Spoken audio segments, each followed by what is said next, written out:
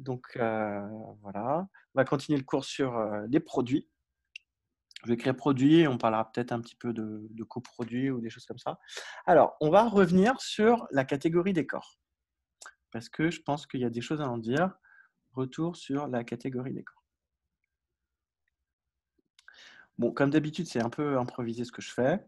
C'est assez rare que je prépare. Des fois, je réfléchis un petit peu de tête. Et donc là, je me suis dit, on va regarder un petit peu ce qui se passe sur la catégorie des corps. Donc, bah, on va se donner quelques notations. Donc, on va la noter comment? Bon, on va la noter corps. C'est la catégorie, bah, les objets, c'est les corps. Et juste petit rappel, les morphismes, c'est les morphismes nano. Morphisme, c'est une flèche K vers grand K. C'est le morphisme nano. Phi de x, y égale ce que je veux. Phi de x plus y égale ce que je veux. Et il faut imposer phi de 1 égale 1. Si ma mémoire est bonne. Alors déjà, ce qu'on va voir, c'est que on va montrer. Alors, petit rappel peut-être sur ce que c'est qu'un produit. Donc, rappel, je me place dans une catégorie C. Je considère X et Y des objets de C. Alors, un produit de X et Y, c'est Z muni de deux flèches. Une flèche que je vais noter ici, Px, qui va de mon produit vers le premier facteur, et une flèche que je vais noter Pz, que je vais noter Py plutôt. Que je vais noter Py, qui va de Z vers Y, tel que, là j'ai X, là j'ai Y, là j'ai mon produit Z, j'ai ma première flèche ici, la projection sur le premier facteur, la projection sur le deuxième facteur, et je demande que, quel que soit T, muni d'une flèche vers Y et muni d'une flèche vers X, ces deux flèches se factorisent uniquement. Il existe une unique factorisation ici qui me fait commuter tout ça. Ça veut dire que si j'ai une flèche vers X et Y, eh bien, je peux la voir comme, si j'ai une flèche vers Y, je peux construire une flèche vers X croix Y, et ensuite, cette flèche-là, je la renvoie vers X et je la renvoie vers Y. La notation, notation classique. Là, j'ai défini un produit, mais notation, souvent un produit, on le note X croix Y. X croix Y vers X, croix Y vers Y. Et là, on ne donne même pas vraiment de nom aux flèches. S'il fallait les noter, ici, je pourrais très bien aussi la noter P1 et celle-là P2. Voilà. Alors, on va regarder. Donc, retour à la catégorie des corps. Premièrement, qu'est-ce qu'on va pouvoir regarder? On va pouvoir. Alors, premièrement, déjà, un morphisme entre deux corps est forcément injectif. Si K et grand K sont des corps, alors une flèche de grand K vers grand K est forcément injective. Un morphisme de corps est forcément injectif. Ça en exercice.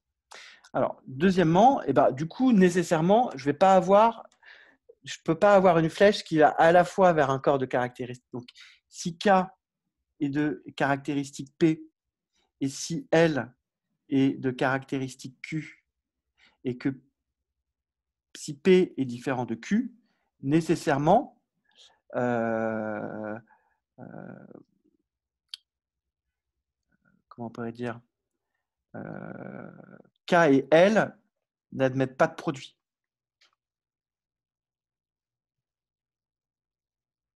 Donc déjà, je commence à trouver une première catégorie où je n'admets pas de produit. Pourquoi? Parce que sinon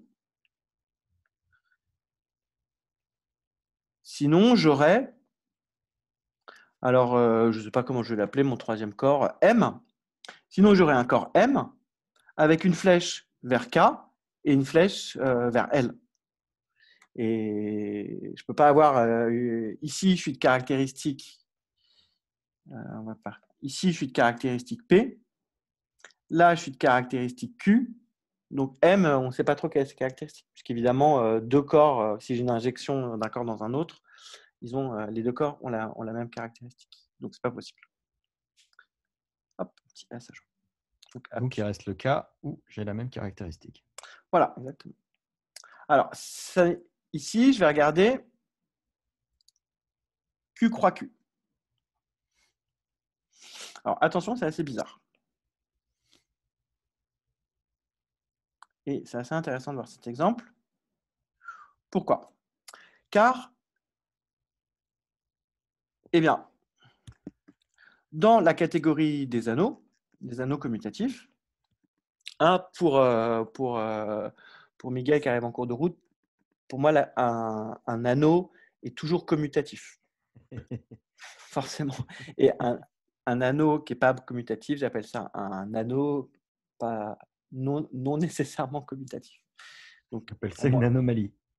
ouais, c'est ça, un anomalie, ouais. Donc, un anneau, c'est évidemment commutatif. Hein. Pas quelle idée d'appeler un anneau un truc non commutatif. C'est évidemment une blague, hein, c'est vraiment une blague parce que quand on fait de l'algèbre commutative et de la théorie des schémas et de la géométrie algébrique, les anneaux sont toujours commutatifs et c'est bizarre d'imaginer qu'un anneau n'est pas commutatif. C'est vraiment deux objets complètement différents.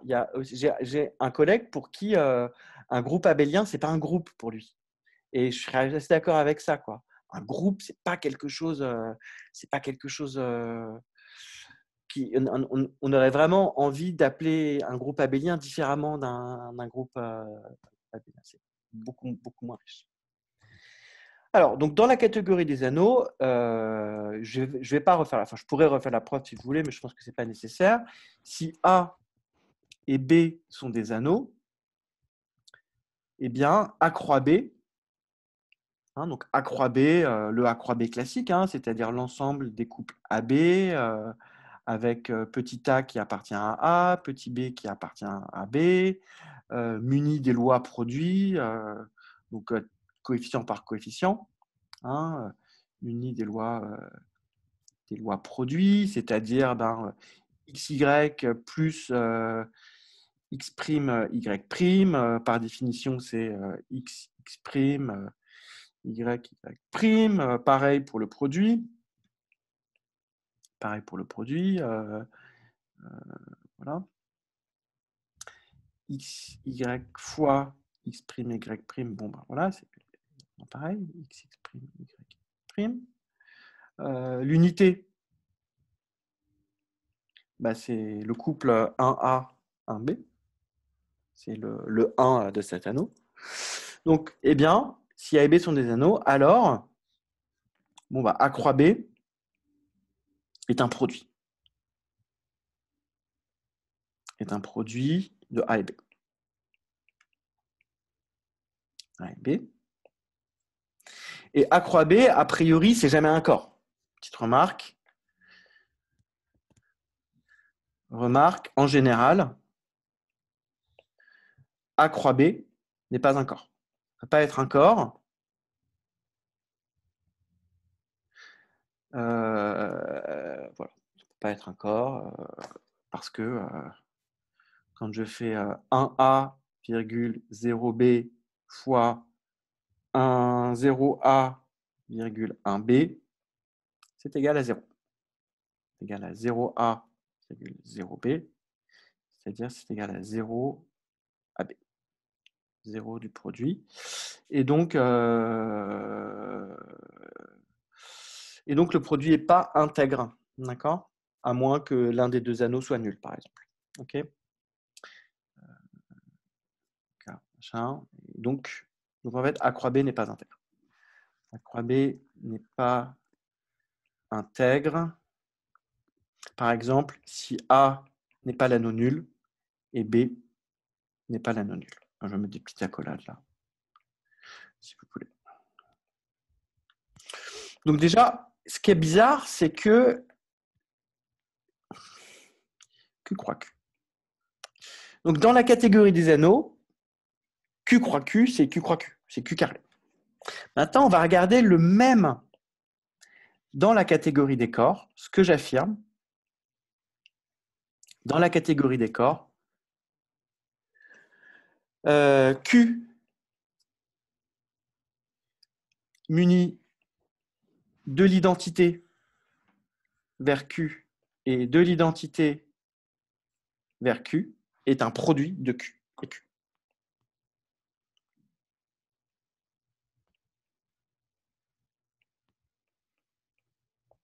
Alors, on va voir si c'est vrai ce que je dis. Des mots. Eh bien, je considère un corps K, soit K, un corps, et je me donne deux flèches. Bon, là, j'ai ce que je prétends être le produit. Donc là, c'est juste ici, c'est juste Q, Q, et là, j'ai des flèches identiques. Et je dis que ça fait un produit. Donc, je veux vérifier que pour n'importe quel corps K, et pour n'importe quel morphisme, ici, phi et psi, il existe un unique morphisme, ici, de K vers Q, qui fait tout commuter. Eh bien,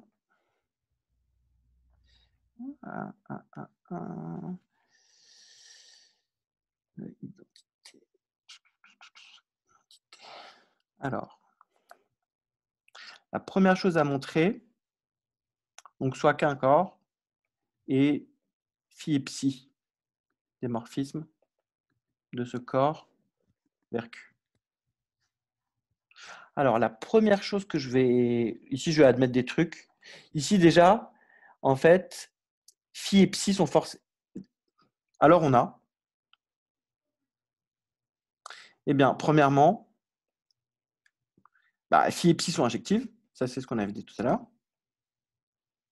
Ensuite, comme Q est le plus petit corps, en fait, c'est des isomorphismes. D'accord. Je peux pas avoir... Alors, est-ce que c'est vrai ça? Je peux pas avoir de sous-corps de Q qui est isomorphe à Q. Oui, c'est vrai.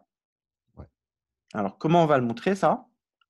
Parce que j'ai phi de 1 qui est égal à 1. Donc, j'ai phi de n fois 1 qui est égal à n. Et donc, j'ai phi de... Petit r qui est égal à r. Et donc, j'ai phi, voilà. Ensuite, je ne sais pas trop comment on peut s'en sortir, mais ça va marcher. Et donc... tu divises d'abord, tu montres que 1 sur m voilà, est égal à 1 c'est sur ça. m, et puis après, tu multiplies, et donc tu as tous les rationnels. Ah oui, c'est ça, c'est que...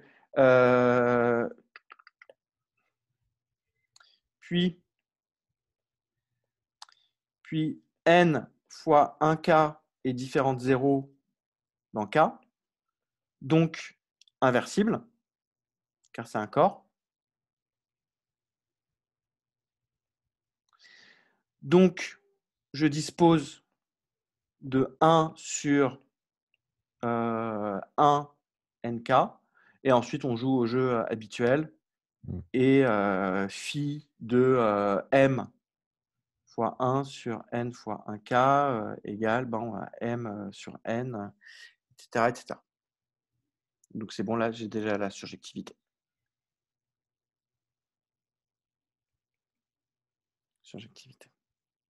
Et donc voilà, j'ai la surjectivité, j'ai l'injectivité, et ensuite, voilà, bon, on a bien compris ce qui se passe, c'est que phi est entièrement déterminé.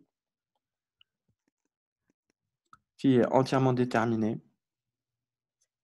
J'ai pas le choix en fait, puisque j'ai phi par la relation phi de 1k est égal à 1. Et donc phi et psi sont égales en fait. Okay. Ici, je fais un peu de hand waving. Je fais un peu de... Voilà, je ne vais pas à fond dans la preuve, mais on sent bien que, bon... Alors, ce n'est pas forcément vrai que deux objets qui sont isomorphes avec une injection de l'un dans l'autre sont forcément, cette injection est forcément un isomorphisme. C'est l'exemple, par exemple, du groupe, le groupe Z est isomorphe à 2Z. 2Z s'injecte dans Z, mais l'injection de 2Z dans Z n'est pas un isomorphisme. Mais là, donc K est isomorphe à Q, Phi est injectif. Là, on vient de voir que c'était aussi surjectif. En fait, Phi est un isomorphisme. Et en fait, on peut même montrer que, en fait, on a Phi qui est égal à Psi. Il n'y a qu'un seul, voilà. La théorie des corps est très très simple de ce point de vue-là. Je pense que si j'ai une injection d'un corps dans un corps isomorphe, je ne vais pas prendre de risque. J'allais dire que si j'ai une injection d'un corps dans un autre et que ces deux corps sont isomorphes par ailleurs, abstraitement, cette injection est nécessairement un isomorphisme, c'est-à-dire surjectif, mais je ne suis pas sûr. Attention, G et G' isomorphe et phi de G dans G' injectif, ça n'implique pas que phi est un isomorphisme. Contre-exemple, je prends 2Z inclus dans Z. Z plus, vu comme groupe. Dans les corps, je pense que c'est peut-être vrai. Bref, phi égale psi égale l'identité. Bon, ben, je prends le même morphisme ici. Je prends le même morphisme, je factorise par phi. Et ben, je vais bien avoir que phi ici, donc phi puis identité, bah, ça fait bien psi qui est phi. Et phi puis identité, ça fait bien phi qui est phi. C'est trivial, en fait, il ne se passe absolument rien. Donc, c'est OK. Bilan, il existe bien une unique factorisation. Et donc, on a bien ce truc bizarre, quoi. Donc, Q est un produit de Q par lui-même. De Q par lui-même dans la catégorie des corps. Donc, on vient de voir que finalement, c'était bizarre. Et alors là, j'avais une petite idée, j'avais envie de démontrer un autre truc, mais je suis un peu moins sûr de moi, mais je vais quand même tenter mon coup. On va regarder ce qui se passe dans C. On va regarder troisièmement, petit 3, on va regarder C croix C.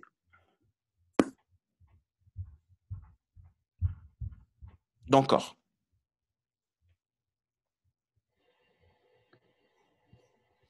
C croix C encore. Oula, à mesure que j'écris le titre, celui-là, oula là là, dans quoi je m'embarque? On va voir. Donc, j'ai C. J'ai C. Je suppose que j'ai un produit. Celui-là, je vais l'appeler I. Et celui-là, je vais l'appeler J. Je suppose que c'est un produit. On suppose que ceci est un produit. C'est un produit. Du coup, qu'est-ce que je vais avoir?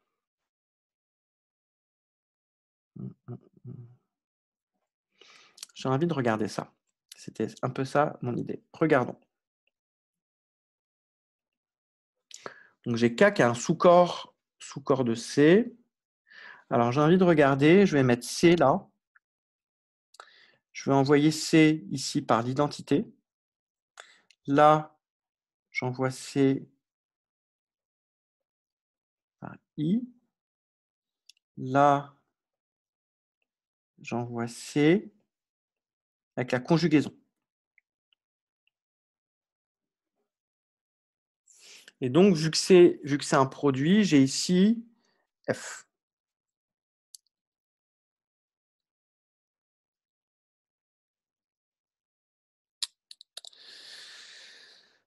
OK. Du coup, ce que j'obtiens, si je raisonne sur le triangle 1, 1 c'est un triangle. On voit bien que c'est un triangle, il y a trois flèches. Donc, dans 1, qu'est-ce que j'obtiens? J'obtiens que F puis I est égal à l'identité. Donc, en particulier, I est surjective. Et donc, j'ai déjà le fait que I est un isomorphisme. Donc déjà, si K est un produit de C et C, K est un isomorphisme. Et ça, ce raisonnement, je peux le faire en fait pour n'importe quel. Voilà. Je vois que le raisonnement que je suis en train de faire ne vient pas du tout de C. À chaque fois que j'aurai le produit entre deux corps, il sera nécessairement isomorphe à chacun des deux corps. Et c'est pour ça qu'on retrouve tout à l'heure le problème de la caractéristique. Puisque si je veux faire, en fait, je viens de démontrer ici que si je fais le produit de deux corps, il est nécessairement isomorphe à chacun des deux corps. Et donc, le produit de deux corps non isomorphes n'existe pas dans la catégorie des corps. On vient de démontrer. Proposition.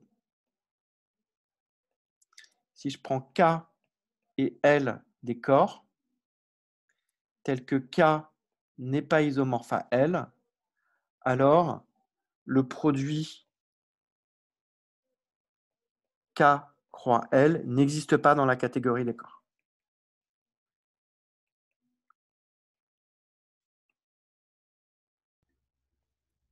Bon, histoire de bien ancrer le raisonnement, vite fait, je vais le refaire. Démo. Ah, on suppose que M est un tel produit.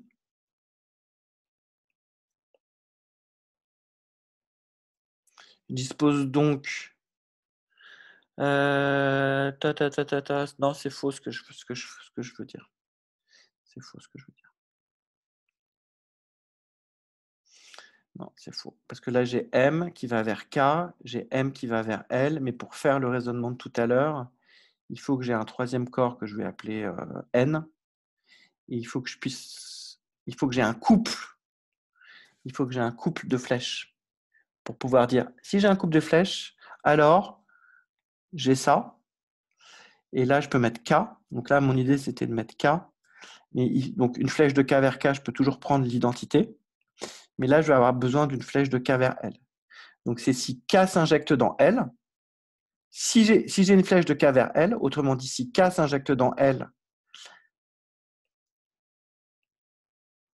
donc ici, soit K et L, deux corps tels que K n'est pas isomorphe à L et K s'injecte dans L, et bien du coup, comme couple de flèches,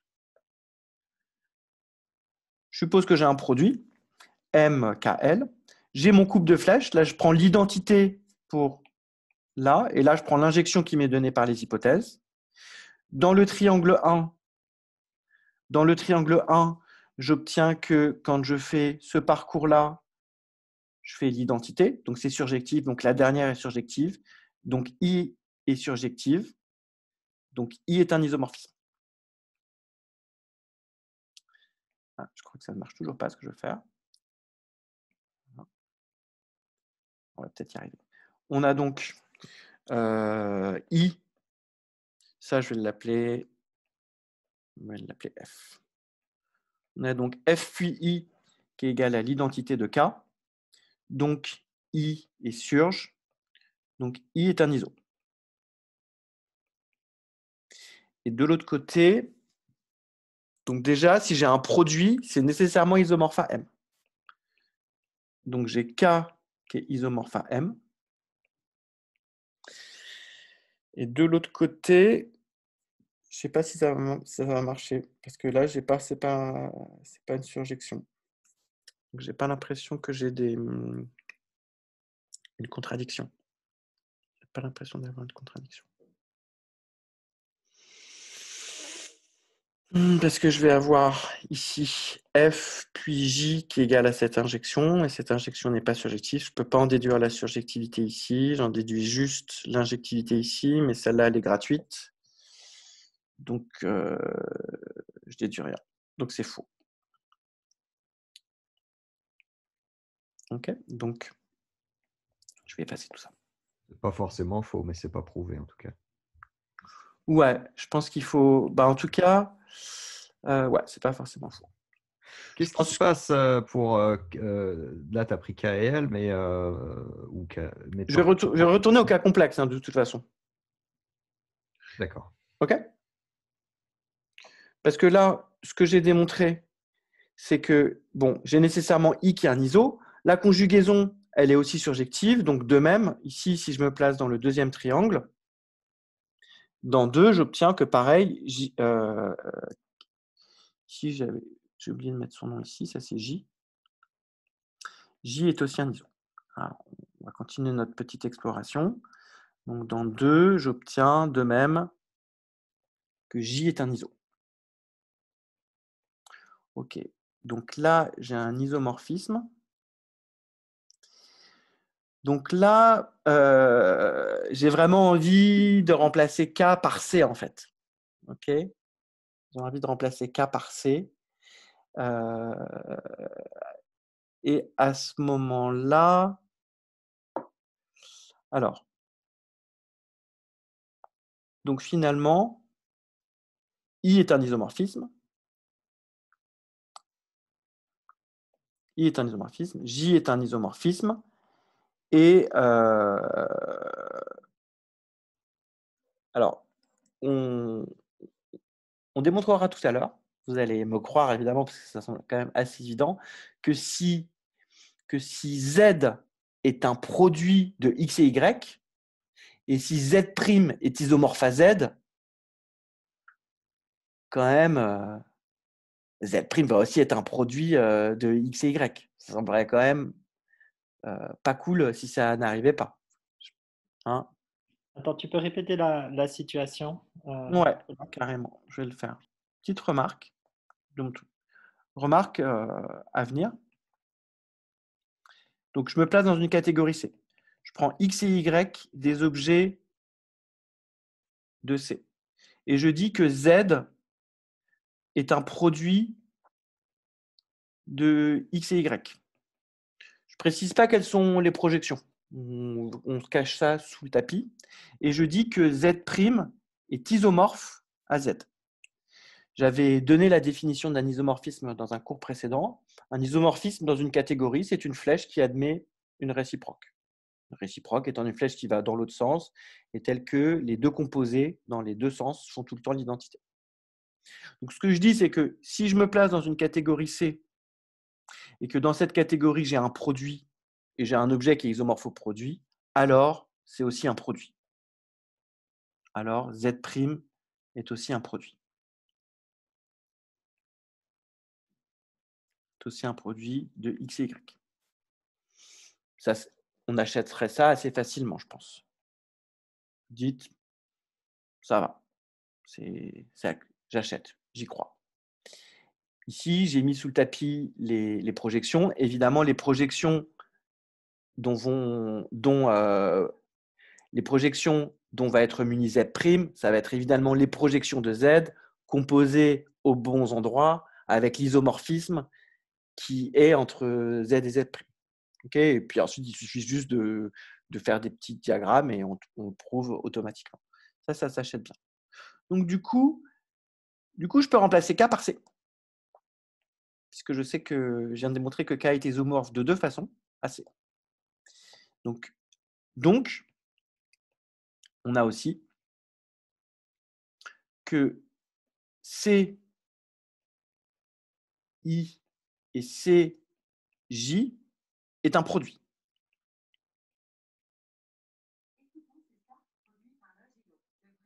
Alors là, il y a Siri qui a mal compris. Ne quittez pas. Donc, c'est un produit. Je ne sais pas qui est I et qui est J. D'accord? Mais bon. Et donc, maintenant, je vais refaire la même chose. Je rejoue au même jeu. C'est-à-dire, j'ai mon produit. Ici, j'ai encore appelé I et J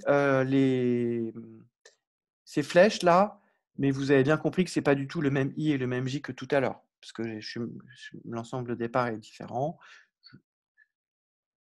Je donne les mêmes noms, mais c'est deux objets. Et maintenant, je vais dire que, comme c'est un produit, à chaque fois que je prends un couple de flèches, Ici, je vais prendre l'identité.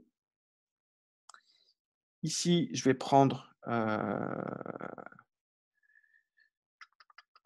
qu'est-ce que je pourrais prendre ici? Allez, j'ai envie de prendre quoi? J'ai envie de prendre… je ne sais pas pourquoi, je n'ai pas envie de faire comme tout à l'heure. Allez, je vais faire comme tout à l'heure. Je vais prendre la conjugaison. Comme c'est un produit, ça, je peux compléter ce diagramme-là d'une façon unique par ça. Et donc, qu'est-ce que j'obtiens? J'obtiens donc que… Donc, j'obtiens que I puis F est égal à l'identité. Et j'obtiens également que J puis la conjugaison est égal à l'identité.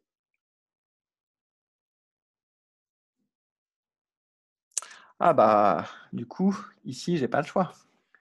J est force. Alors, qu'est-ce que j'ai raconté? Ici, c'est n'importe quoi. C'est J puis F. J puis F et la conjugaison.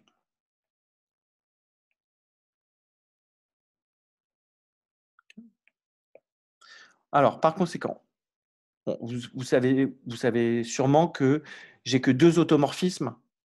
Hein. Remarque importante, c'est que si j'ai un morphisme F de C dans C, il n'y a que 2 morphismes de C dans C. Ça implique que F égale à l'identité de C ou F est égal à la conjugaison. Les automorphismes corps de C, il y en a très peu. Est-ce que c'est vrai ce que je dis T'as pas besoin là? t'as pas besoin de l'hypothèse de continuité pour dire ça? Alors attends. Je pense que sinon t'en as énormément, non? Il me semble que ça coïncide sur les naturels, puis les relatifs, puis les rationnels comme on a fait tout à l'heure. C'est sûr, ouais, c'est Ah ouais, sûr. mais comment on passe au réel? Ouais. Alors, comment on passe au réel? Les automorphismes. Alors, bon, je vais regarder vite fait sur Google. Automorphisme. Je sais pas, j'ai ce souvenir vague.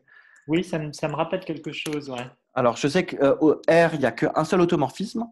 Oui. Automorphisme, non, c'est faux. Parce que là, je vois automorphisme non continu de C. Et… Ah d'accord. Non, non. Donc, Non, c'est pas faux. C'est juste qu'il faut que tu rajoutes l'hypothèse de continuité. C'est vrai avec l'hypothèse de Ouais. continuité, c'est faux sans. oui, oui. Donc, du coup, comment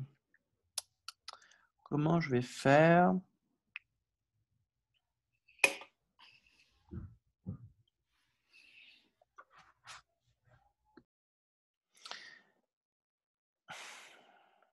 Du coup, je vais modifier ma preuve. Allez, je vais modifier toute ma preuve.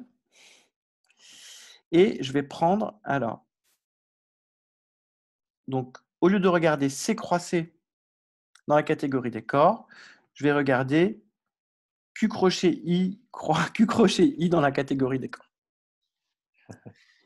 Et donc, notation. Alors, comment je pourrais noter Q crochet I? Notation. On note Q indice I. Dans la suite, on va noter ça Q crochet I.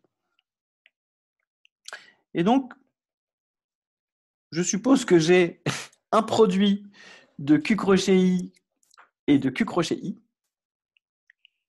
J'ai donc tout ceci. J'ai toujours la conjugaison dans Q crochet I. Et même raisonnement que tout à l'heure. Là, c'est l'identité, donc c'est surjectif. La conjugaison dans Q crochet I est aussi surjective. Donc, c'est des isomorphismes. 2 objets isomorphes qui sont tous les 2 des produits, ça marche sans problème. Donc, allons-y, on y va.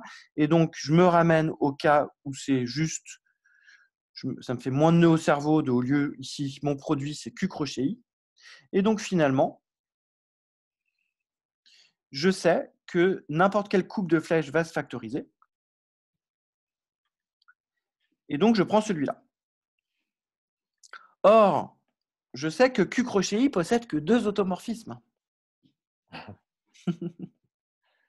Il y en a un, c'est l'identité de Q crochet I, et l'autre, c'est la conjugaison. Et donc, je vais essayer de voir, je vais faire une disjonction de cas. Premier cas, I, ici, I est l'identité. Donc, nécessairement, F est l'identité. Premier cas, I est l'identité. Donc, j'ai nécessairement le fait que F est aussi l'identité. Pourquoi? Parce que là, c'est l'identité. Et vu que ça fait F rond machin égale l'identité, hop, hop, hop, je simplifie, ça fait F égale l'identité.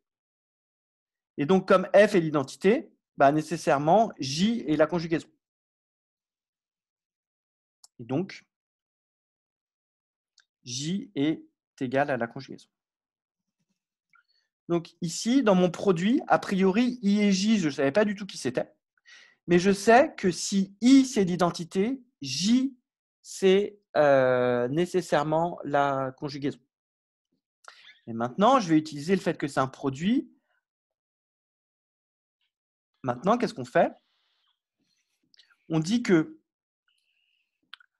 comme Q crochet I est un produit de Q crochet I et de Q crochet I, avec ici I que j'ai supposé être l'identité, J est nécessairement la conjugaison. Comme c'est un produit, dès que j'ai un troisième corps et deux morphismes, ça se factorise automatiquement. Et là, qu'est-ce que je vais prendre comme factorisation? Ici, je vais prendre l'identité, et là, je vais prendre l'identité. Par la définition d'un produit, j'ai une unique factorisation que je vais appeler G. Ici, je suis toujours dans l'hypothèse où I est l'identité. On obtient quoi? On obtient que G est nécessairement l'identité.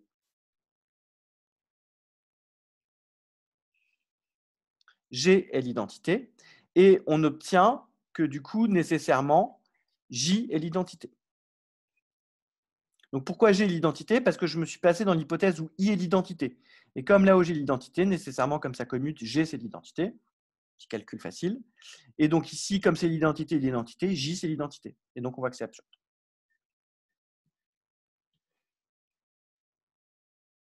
Donc J est l'identité. Et donc c'est terminé. C'est absurde dans le cas où I est l'identité, et dans tous les autres cas, il va se passer exactement la même chose. Et en faisant ma preuve, je remarque que je n'ai pas besoin d'avoir juste deux automorphismes. En fait, je peux jouer à ce jeu-là dès que j'ai deux automorphismes distincts. Donc, dès qu'un corps possède deux automorphismes distincts, j'ai gagné la partie en supposant ici, en utilisant ici ces deux automorphismes. Un coup identité et l'autre automorphisme. Un coup. Donc là, ce que j'ai démontré, je ne vais pas écrire la preuve, mais j'en suis assez convaincu d'après ce que je viens d'écrire, c'est que proposition, je prends qu'un corps qui possède un automorphisme non trivial, tel que il existe, je vais noter I de K dans K, tel que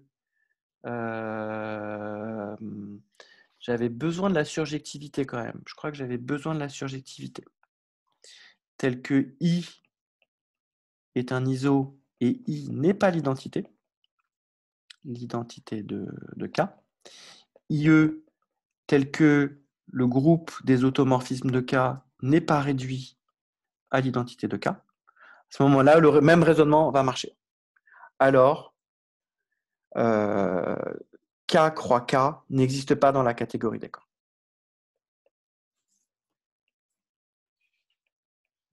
N'existe pas dans la catégorie des corps. Bon, voilà. Bon, j'ai loupé mon coup là avec C croisé, mais je me suis rattrapé en trichant un petit peu. Et ensuite, je me suis rendu compte que j'aurais pu quand même aller dans C en prenant un automorphisme non trivial. Donc, la conjugaison, comme vous avez fait, ça aurait souvent marché. Alors, juste le temps d'allumer la lumière et j'arrive.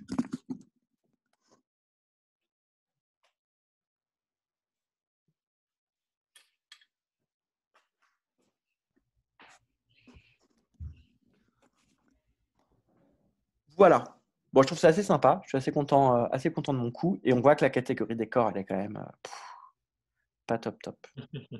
Et je Alors, pense que de même, alors est-ce qu'on aurait pu prouver que R croix R est isomorphe à R, vu qu'il n'y a qu'un seul automorphisme dans R? Je suis même pas sûr, je pense pas. Alors, est-ce que vous avez des questions, Eric ou ouais. Miguel? Ouais, vas-y, je t'écoute, Eric.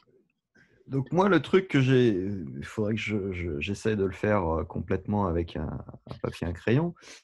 Mais tu peux prendre, tu as pris Q tout à l'heure, on peut prendre Q croix Q. Alors, Le Q croix menu, Q, le vrai Q croix Q, entre guillemets. le vrai Q croix Q ensemble qu'on connaît, auquel on munit de l'addition usuelle, mais avec une nouvelle multiplication.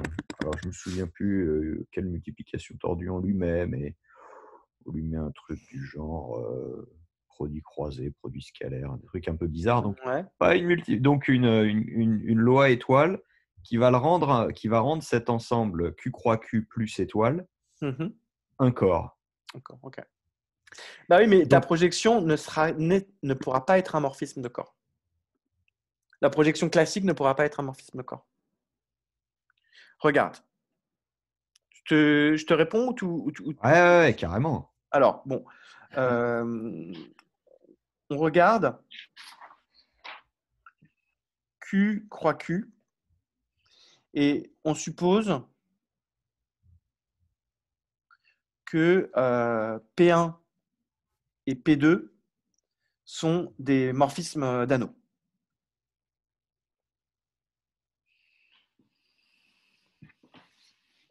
Alors, qu'est-ce qu'on va avoir? Alors, on va avoir que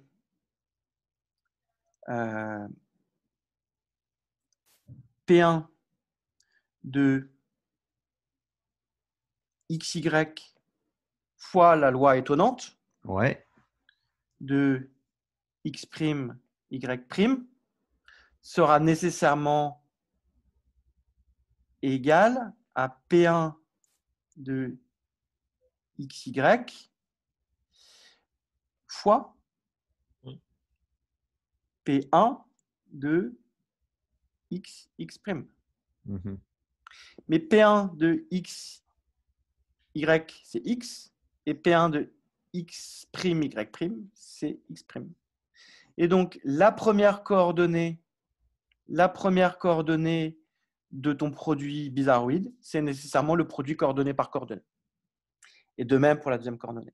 Donc, en fait, imposer que les projections soient des morphismes d'anneaux, ça t'impose la loi. Autrement dit, d'accord. en fait, on a une caractérisation, c'est que les lois produits, c'est les uniques lois qui rendent les projections des morphismes. Ouais. Donc, ça veut dire que tu peux trafiquer la loi sur le produit, mais il faut que tu trafiques les projections. Et du coup, c'est comme si tu étais en train de me réécrire Q, mais sous une forme bizarroïde, tu vois. Ouais. Tu vois ce que je veux dire? En fait, ça ne vient, Ouais. pas D'accord. marcher. D'accord. Voilà. C'est Moi, convaincant. moi, j'ai une question sur ce que c'est qu'un anneau. Tout à l'heure, je crois que, alors j'arrive pas à retrouver dans mes notes, mais on a parlé t'as parlé dans une propriété de l'anneau différent du singleton 0K. Ouais. Il faut pas qu'il y ait deux éléments dans un anneau. Il n'y a pas une Non. histoire. Non, c'est très important justement, toujours pour des questions catégoriques, de s'autoriser l'anneau nul. C'est Ah, dans un corps qu'on suppose que 0 est différent de 1. On exclut le corps nul. d'accord. On exclut le corps nul. Même si beaucoup d'encre a été jetée sur le corps à un élément. Le corps, le corps, mais un anneau, non, a priori, Ah, d'accord. on s'autorise l'anneau nul et on verra un petit peu plus tard que c'est intéressant parce que du coup, ça nous donne un objet initial. L'anneau nul va être un objet initial dans la catégorie des anneaux et on est content quand une catégorie possède un objet initial. Et si tu regardes par rapport à la théorie des schémas, on a vraiment cette correspondance entre anneau et schéma et le spectre de l'anneau nul, c'est l'ensemble vide. D'accord. Parce que l'anneau nul ne possède aucun idéal premier. Un idéal premier est par hypothèse non nul. Ouais. Non, un idéal premier n'est pas par hypothèse non nul. un idéal premier est par hypothèse non plein. Non plein. D'accord. Oui. Je crois que c'est ça. Et donc, en fait, l'anneau nul correspond au schéma vide. Et c'est comme si tu t'interdisais, dans la catégorie des espaces topologiques, de regarder les espaces topologiques vides.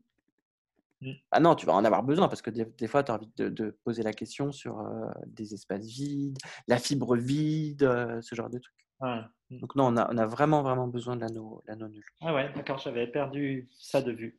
Et ça, c'est hyper intéressant. Du coup, la théorie des catégories permet de donner des bonnes raisons, justement, de voir ce qui se passe pour les cas limites. Et dire, bah non, en fait, on a besoin des cas limites parce que ça nous permet d'uniformiser certaines propriétés. J'en parlerai un petit peu plus loin, mais par exemple, typiquement, l'objet initial, je crois que ça va être le coproduit sur la famille vide.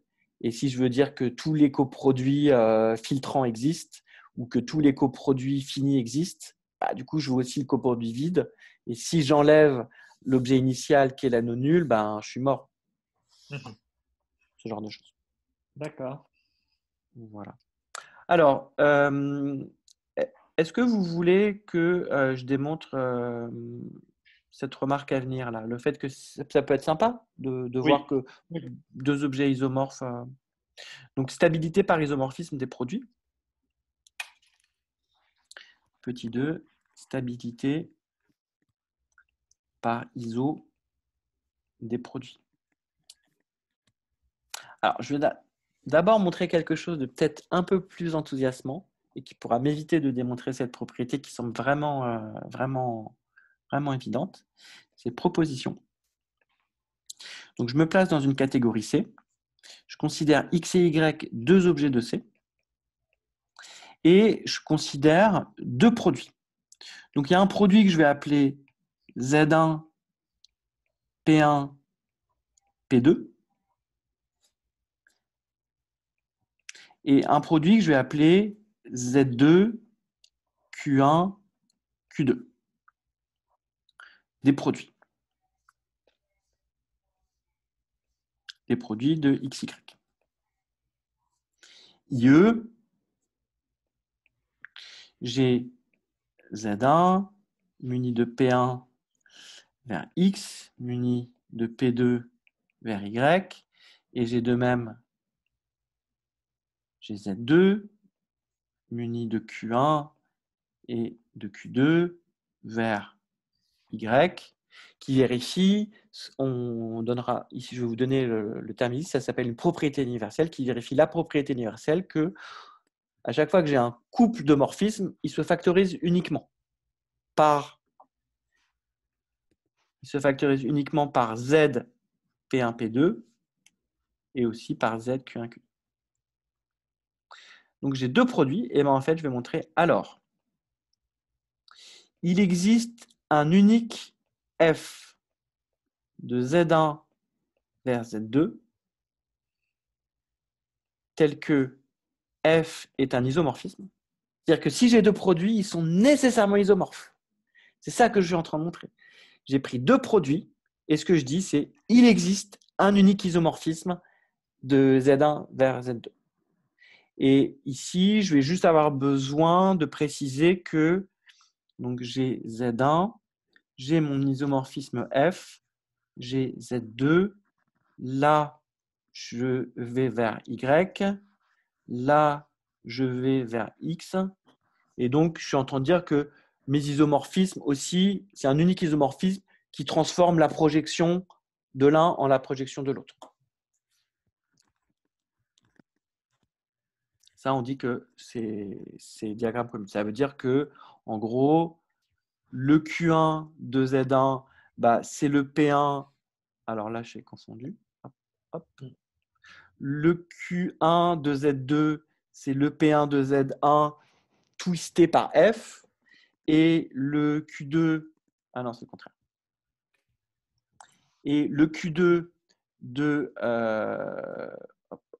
hop, Le Q2 de Z2, c'est le P2 twisté par F, et ici pareil. Donc là, je suis en train de montrer une chose. Déjà, si j'ai deux produits, ils sont isomorphes. Et en plus, il y a un unique isomorphisme qui marche bien. Donc, bilan. Premièrement, Z1 est isomorphe à Z2. Et en plus, cet iso est unique. Cet iso est unique si on demande qu'il envoie, mettre ça entre guillemets parce que qu'il envoie les projections de Z1 sur celles de Z2. Donc, ici, c'est quelque chose de très important et c'est quelque chose qu'on aime bien en théorie des catégories, en mathématiques en général. C'est on aime bien quand il y a un isomorphisme. On dit « Ah, les deux objets sont isomorphes, c'est les mêmes. » Mais en vrai, deux objets qu'on veut vraiment considérer comme les mêmes, c'est deux objets isomorphes avec un unique isomorphisme. Alors là, on est sûr que bon, il n'y a vraiment pas le choix. C'est vraiment la même chose, c'est du copier-coller. Alors que quand il y a plusieurs isomorphismes, on dit « Ouais, mais on n'est pas tout à fait sûr que c'est la même chose. » Alors, bon, on va démontrer ça. Démonstration. Eh bien, en fait, on va appliquer la propriété universelle de Z1 avec Z2. Donc, Z1, il est là. C'est mon produit. J'ai une première flèche vers X, j'ai une deuxième flèche vers Y. Et pour tout objet, à chaque fois que j'ai un autre objet ici, avec une flèche là et avec une flèche là, je sais que j'ai une unique factorisation là. Bon, bah, ici, je vais prendre l'objet Z2. Avec ici, j'avais la flèche Q1. Là, j'ai la flèche Q2. Là, j'ai la flèche P1. Non, ça, c'est du P2. Et ça, c'est du Q. Donc, je dispose de F. Et maintenant, ce que je veux montrer, donc, on dispose de F, tel que. On a F de Z2 vers Z1, tel que tout ça commute. Oui, mais je n'ai pas démontré que F était un isomorphisme. Vous êtes d'accord? C'est juste une fonction. Eh bien, ici, je vais jouer au même jeu. Maintenant, on fait. Alors, regardons. Je vais prendre un petit peu plus de place. Donc, ce que j'ai fait, c'est j'ai dit que Z1 était un produit. Du coup, pour n'importe quel objet qui s'envoie vers X et vers Y, je sais que ça se factorise uniquement par voilà, ça se factorise uniquement par le produit. Et ici, j'avais la première projection, la deuxième projection. Et ici, j'ai la première projection et j'ai la deuxième projection. Alors, Miguel, est-ce que tu as une idée de ce qu'il faut faire? Il faut mettre Z1 au-dessus? Eh bien oui, exactement. On va utiliser que Z. On n'a pas utilisé le fait que Z2 est un produit, donc il faut bien l'utiliser. Ouais. Donc comme Z2 est un produit, si j'ai une flèche vers X et si j'ai une flèche vers Y, ici je vais prendre par exemple P1 et ici je vais prendre Q1, je sais que nécessairement cette flèche se factorise d'une façon unique par une flèche là. Il faut que tu changes ton Q1 parce que tu en avais déjà un. Ouais, ça c'est du P2. Merci. Alors, comment on va faire pour conclure?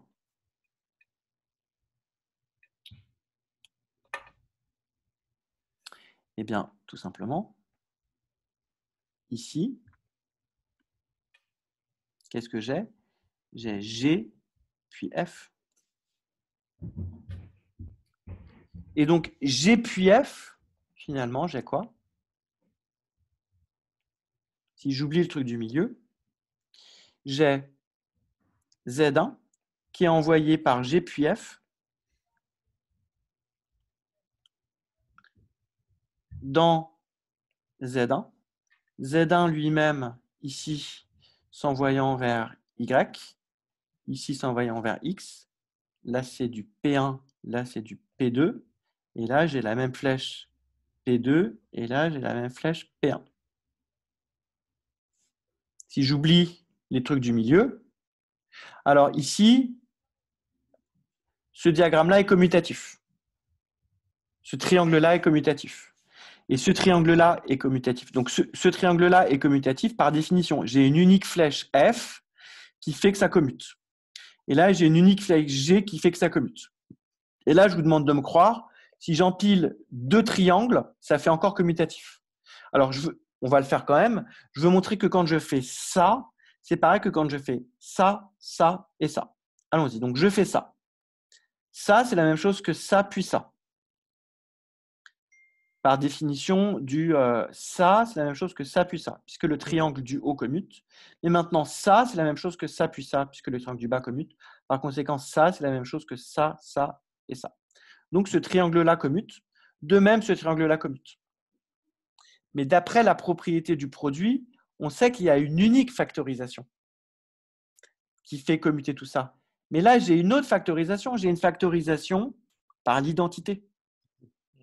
La factorisation par l'identité fait aussi commuter. Et donc, par unicité, j'ai nécessairement